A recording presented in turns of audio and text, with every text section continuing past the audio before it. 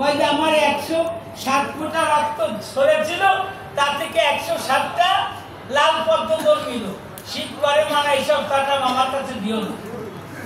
পার্বতী বলে, কথা দাও তোমার কণ্ঠ চিনি 1 ফোঁটা রক্ত তুমি দহের ভিতরে দাও, দেখো ফুল হয় কি। শিব ঠাকুর কণ্ঠ চিনে 1 ফোঁটা রক্ত যখন দিল, তাতে একটা নীল পদ্ম জন্মিল, মানে শিবের কণ্ঠ তো নীল।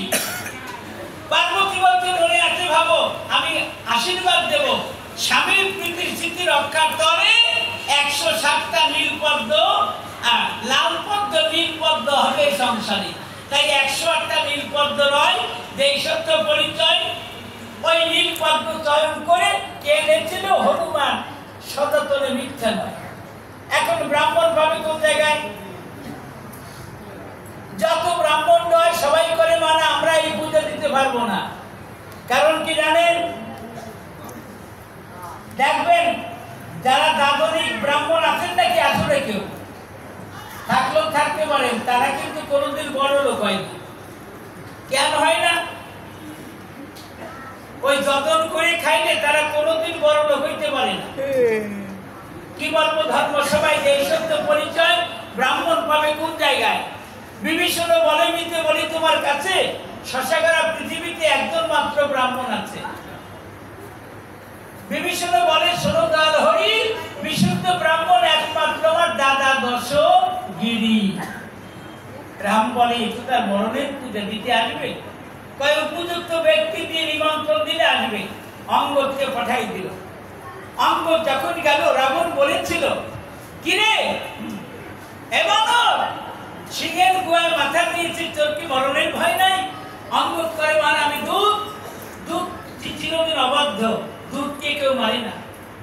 রাবণ ডাক দিয়ে কয়, দুধ তো সন্ধির বার্তা বহন করে, আমি তো সন্ধি চাই না, আমি চেয়েছি মুক্তি। বল কতদিনে মুক্ত করবে আমার রাম দয়াময়?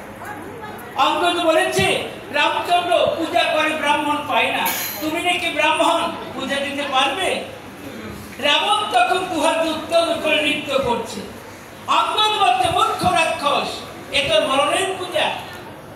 পূজা দিলে মহা বানে চেতন পাবে, তোর মরণ হবে। রামচন্দ্র বলেছে, আমার মতো ভাগ্যবান কেউ নাই, বিশ্বে যিনি করেহীন আমি তার পুরোহিত।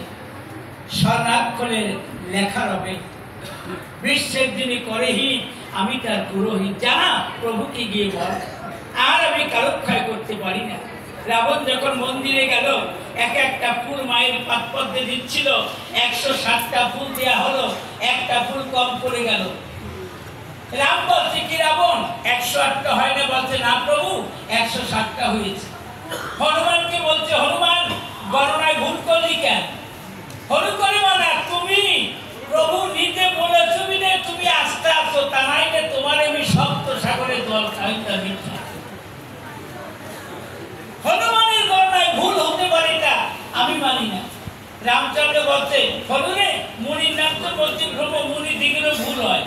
বলছে, প্রভু মুনির ভুল হতে পারে কিন্তু হনুর ভুল হয়।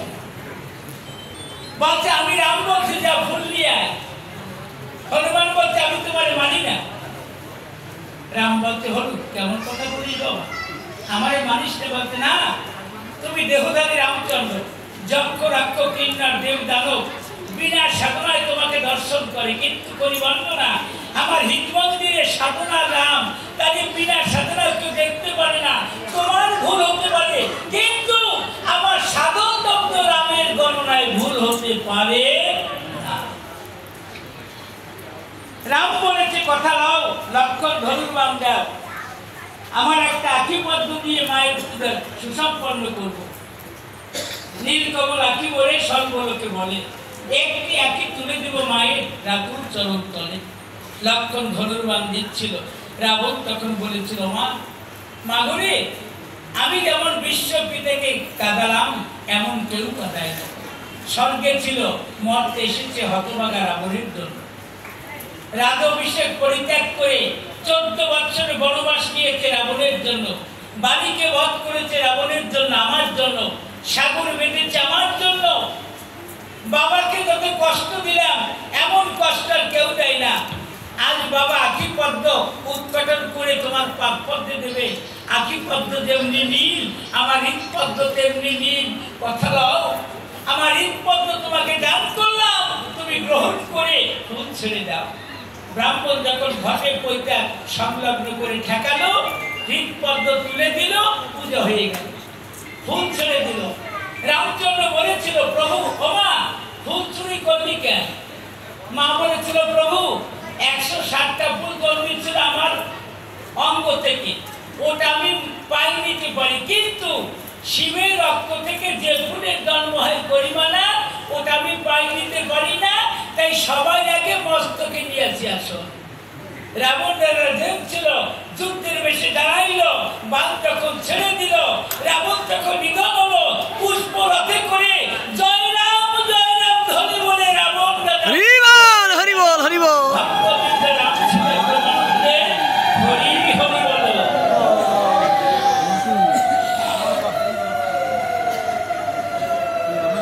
এখন 108টা মন্ত্রমালাকে আমি একটা প্রশ্ন করে দেব, আসতে মনে রাখবেন, জবাব নেবেন।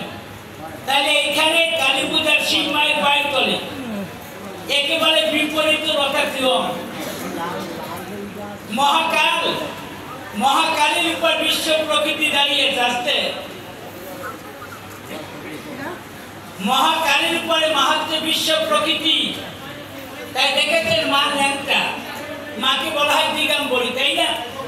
যিনি দিককে অপর মানে বসন করে রেখেছে। আমাদের জাগতিক জগতে কোনো মা যদি একটা বাচ্চা প্রসব করতে হয়, তাহলে তাকে দুবার ল্যাংটা হতে হয়, একবার স্বামীর কাছে, আর একবার যখন সন্তান প্রসব করে তখন ধাত্রীর কাছে, নাকি? ঠিক বলছি তুমি? তা প্রত্যেকটা মায়ের একটা সন্তান জন্ম দিতে দুইবার ল্যাংটা হওয়া লাগে।